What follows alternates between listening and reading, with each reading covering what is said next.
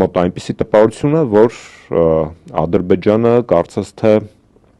փորձելու է մտնել խաղի մեջ կամ Ադրբեջանին ստիպում են մտնել խաղի մեջ, հաշվի առնելով այն, որ Իսրայելը օրինակ լրջագույն աջակցություն էր ցույց տվել Ադրբեջանին 44-օրյա պատերազմի ժամանակ Արցախի օկուպացիայի համատեքստում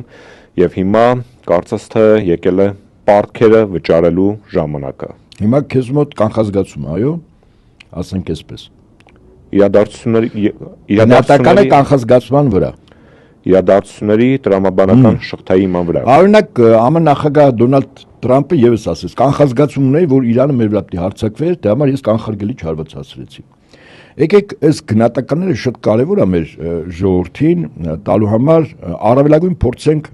հիմք ընդունել փաստերը եւ փաստերի հիման վրա անել եզրակացություններ արդեն մասնագիտական